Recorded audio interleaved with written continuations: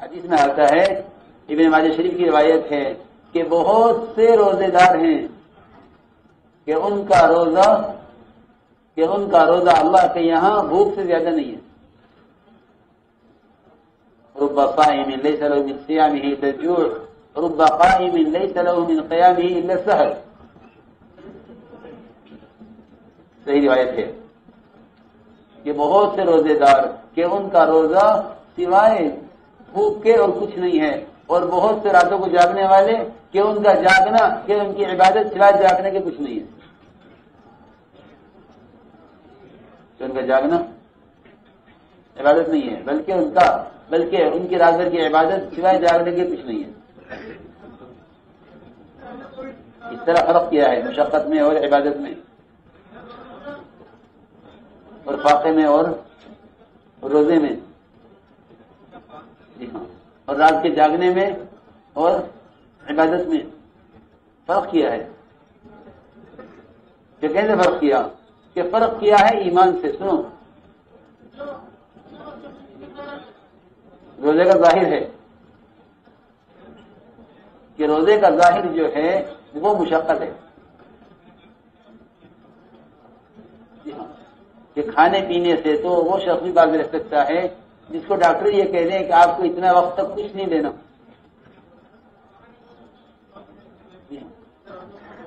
اس کا روزہ نہیں ہے، یعنی روزہ عبادت ہے. تو میرے محترم دوستوں، میں عرض کر رہا تھا کہ غیبت ایک ایسا گناہ ہے جس کو حدیث میں زنا سے بڑا گناہ فرمایا گیا. حالانکہ زانی بت پرست کی طرح ہے. زانی کیسا ہے؟ بت پرست کی طرح. لیکن غیبت کرنے والا زنا سے بڑا گناہ گار ہے. اور صحابہ کو تعجب ہوا اس پر. صحابہ کیا میں کیا کہ رسول اللہ، زنا تو بڑا گناہ ہے، غیبت اس سے بڑا گناہ کیسے ہو سکتا ہے؟ تو آپ نے فرمایا کہ غیبت زنا سے بڑا گناہ اس لیے ہے کہ اللہ کے یہاں زنا کی توبہ ہے، غیبت کی توبہ نہیں ہے. اللہ کے یہاں زنا کی توبہ ہے لیکن غیبت کی توبہ نہیں ہے. کیوں غیبت کی توبہ نہیں ہے؟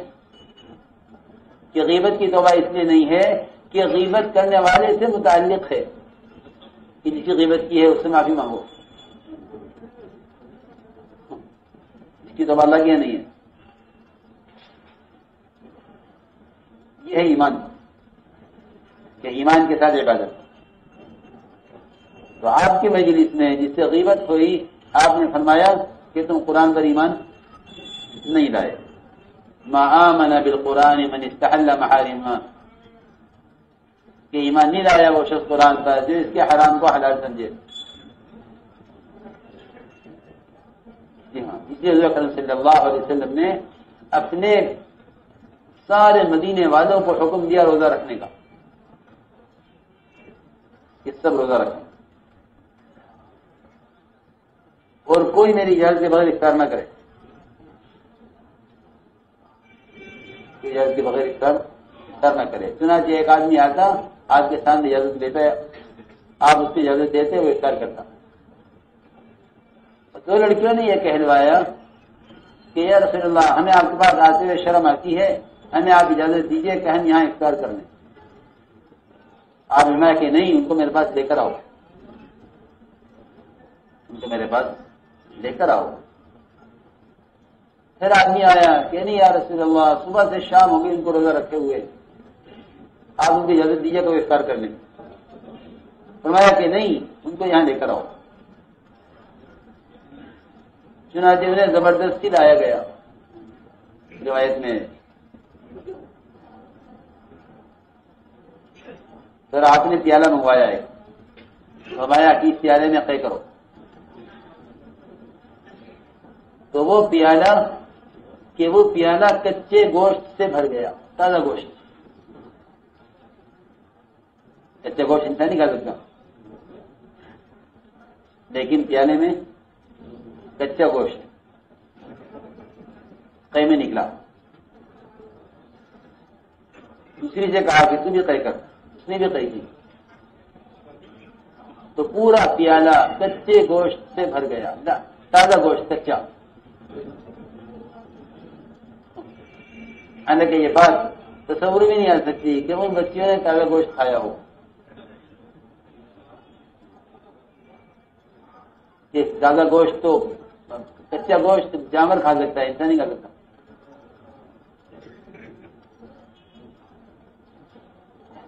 تو آپ نے فرمایا کہ اگر میں ان کو قے نہ کراتا تو یہ ان کو جہنم میں لے جاتا، یہ دونوں جہنم میں جاتے ہیں اگر میں ان کے پیٹ سے گوشت نہیں نکلواتا قے کے ذریعے۔ یہ بتلایا ایمان، کہ ایمان کا مطلب یہ ہے کہ جو مثالیں گناہ کے لیے، جو مثالیں نیکیوں کے لیے، جو مثالیں اعمال خیر کے لیے دی گئی ہیں، وہ ساری مثالیں یقینی ہیں، خیالی نہیں ہیں۔ تو یہ خیالی مثال نہیں ہے کہ غیبت کرنا بھائی کا گوشت کھانا ہے، یہ خیالی مثال نہیں ہے، یقینی مثال ہے۔ تو آپ نے اس کا مشاہدہ کروایا، آپ نے اس کا مشاہدہ کروایا کہ غیبت کرنے والیوں سے قے کروا کر دکھلایا کہ انہوں نے یقیناً تازہ گوشت کھایا ہے،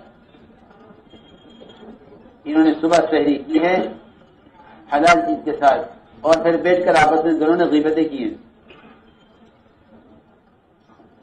دونوں نے بیٹھ کر غیبت کی ہے۔ تو میرا محترم دوستو، بات یوں ہے کہ ہمیں اپنی عبادت کو، اپنی تراویح کو، اپنے روزے کو کیا بنانا ہے؟ عبادت کی مشقت عبادت بنانا ہے۔ کہ روزہ تو ایسا عمل ہے کہ اس کا اجر اللہ خود دے گا، باقی جتنے اعمال کے اجور ہیں وہ اللہ فرشتوں سے دلوائیں گے، ان کو یہ دے دو، ان کو یہ دے دو، ان کو یہ دے دو۔ باقی اعمال کے اجور حکم سے ملیں گے، باقی اعمال کے اجور حکم سے ملیں گے، اور روزے کا اجر اللہ خود دیں گے۔ روایت میں آنا اجزی بھی، کہ میں اس کو اجر خود دوں گا۔ میں نے کہا نہیں، اجزی بھی نہیں ہے، اجزا بھی ہے، اجزا بھی، کہ سارے اعمال کا تو میں بندے کو اجر دوں گا، اور روزے کا کہ میں خود اس کا ہو جاؤں گا۔ جی ہاں، نماز کے بدلے میں تو کیا ملے گا؟ اجر ملے گا۔ جی ہاں، اور روزے کے بدلے میں، کہ روزے کے بدلے میں اللہ خود ملیں گے۔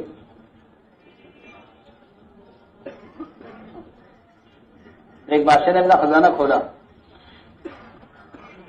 کہ جس کو جو لینا ہے لے لو، تو سب نے سونا، چاندی، جواہرات، دینار، درہم سب لے لیے۔ ایک آدمی ایک طرف کھڑا ہوا کہ کیا چاہیے؟ کہ نہیں مجھے کچھ نہیں، کہ نہیں کچھ تو لے لے، کہ نہیں مجھے تو آپ کی ضرورت ہے، میں آپ کو چاہتا ہوں۔ کہ اس کے لیے کیا کمی پھر؟ من کان للہ کان اللہ لہ،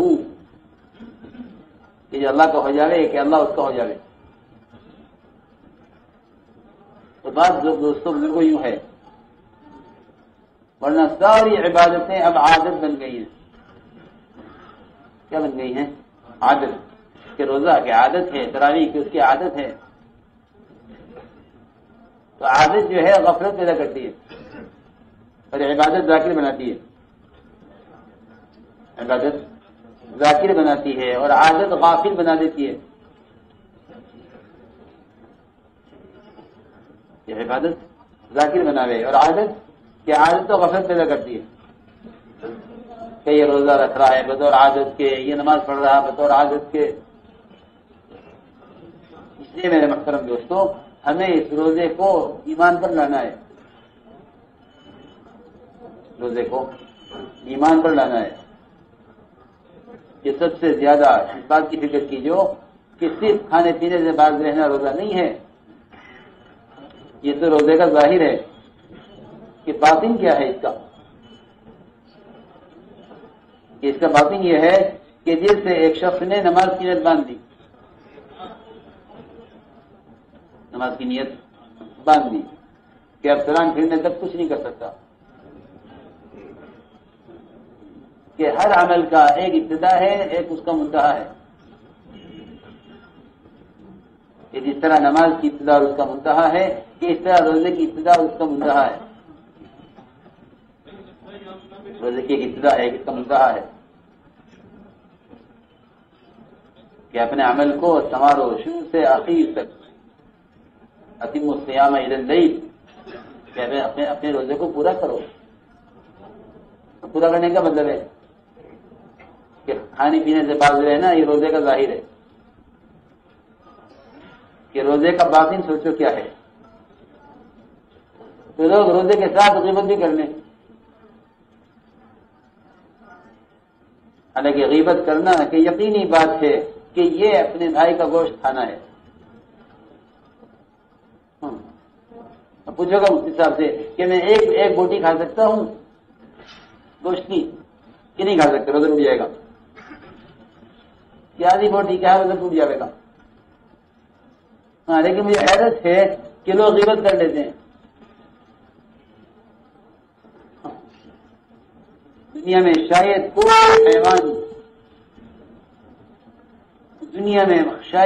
کوئی حیوان ایسا ہو، بلکہ یقینی بات ہے یہ کہ انسان سے زیادہ گوشت دنیا میں کسی چیز کا نہیں کھایا جاتا۔ سب سے زیادہ گوشت انسان کا کھایا جاتا ہے، سب سے زیادہ گوشت کس کا؟ انسان کا، غیبت کے راستے سے سب سے زیادہ گوشت۔ جو دنیا میں کوئی جانور ایسا نہیں اس کا گوشت انسان سے زیادہ کھایا جاتا ہو۔ سب سے زیادہ گوشت انسان کا کھایا جاتا ہے، کہیں کے راستے؟ غیبت کے راستے سے۔ اس لیے میرے دوستوں بزرگوں، دیکھو یہ مہینہ عبادت کا، دعوت کا، سمجھتے تھے کہ اس مہینے کا اثر 11 مہینوں پر پڑے گا۔ جس چیز کو تم سنوارنا چاہو، بنانا چاہو، سمجھتے تھے جس چیز میں تم ترقی چاہو اس کو اس مہینے میں زیادہ کرو، اس کو اس مہینے میں زیادہ کرو، کیونکہ رمضان کا مہینہ باقی 11 مہینوں میں ترقی دینے کے لیے آتا ہے۔ جو اس مہینے میں غافل ہے وہ 11 مہینوں میں ذاکر نہیں ہو سکتا، پکی بات یہ ہے، کیونکہ جو اللہ کی رحمت خاصہ کے متوجہ ہونے کے وقت اس سے مستغنی ہو کہ اللہ تو بہت زیادہ مستغنی ہے، جو اللہ کی رحمت کے متوجہ ہونے کے وقت غافل ہو تو اللہ تو بہت مستغنی ہے، تجھے کیا پرواہ ہے؟ اس لیے رمضان کا مہینہ کہ 11 مہینوں کے اندر ترقی کرنے کے لیے ہے، 11 مہینوں میں ترقی کرنے کے لیے، کہ ہمیں اس مہینے میں 2 چیزوں میں ترقی کرنی ہے، دعوت اور عبادت، دعوت اور عبادت۔ ہاں، کہ یہ مہینہ دعوت کے لیے سب سے موزوں ہے، یہ مہینہ دعوت کے لیے سب سے زیادہ موزوں، رمضان، شوال، ذوالقعدہ، ذوالحجہ۔ میں تو کہا کرتا ہوں کہ جو 4 مہینے لگانے وہ یہ 4 مہینے طے کرنے، رمضان، شوال، ذوالقعدہ، ذوالحجہ، کہ اس میں روزہ بھی ہے، اس میں نماز بھی ہے، اس میں زکوٰۃ بھی ہے، اس میں قرآن بھی ہے، اس میں حج بھی ہے، سارے فرائض، نماز بھی اس میں، روزہ بھی اس میں، زکوٰۃ بھی اس میں، حج بھی اس میں، قرآن بھی اس میں، سب کچھ اس میں جمع ہو گیا، سب کچھ اس میں جمع ہو گیا۔ 4 مہینوں کو تو فارغ کر دینا چاہیے۔ ہاں، اور رمضان کا مہینہ، کہ رمضان کے مہینے میں تو دنیا کا کوئی کام کرنا بڑی بے غیرتی کی بات ہے،